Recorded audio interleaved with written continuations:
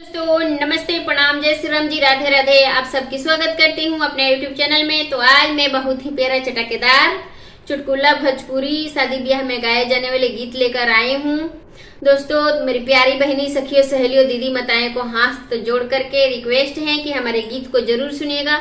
कैसा लगेगा कमेंट जरूर करिएगा मेरी प्यारी बहनी, दीदी माताएं, सखियों, सहेलियों। तो चलिए मैं सुनाने जा रही हूँ।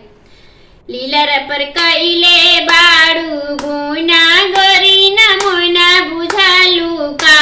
त लीलर पर कइले बाड़ू गुना गोरी न मोना बुझालू का।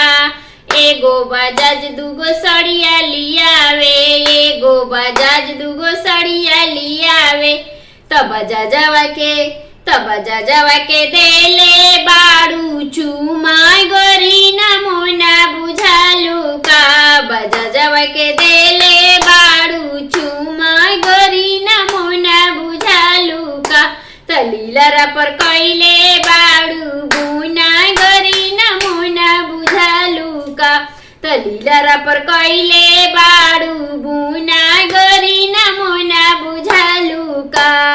एगो सोनार दूगो हरवा लियावे, एगो सोनार दूगो झुमका लियावे, एगो सोनार दूगो झुमका लियावे।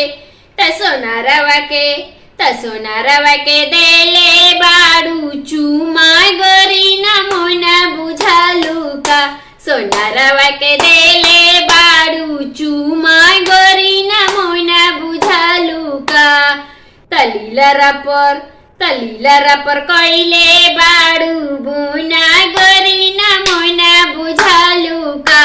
तलीलरा पर कइले बाड़ू बुना गोरी न मोना बुझालू का। एगो चूड़ियार दूगो कंगन लियावे, एगो चूड़ियार दूगो बाला लियावे, एगो चूड़ियार दूगो चूड़ा लियावे। त चूड़ियारवा के देले बाड़ू चूमा गोरी न मोना बुझालू का। त चूड़ियारवा के देले बाड़ू चूमा गोरी न मोना बुझालू का। तलीलरा पर कइले बाड़ू बुना गोरी न मोना बुझालू का। तलीलरा पर कइले बाड़ू बुना गोरी न मोना बुझालू का। तलीलरा पर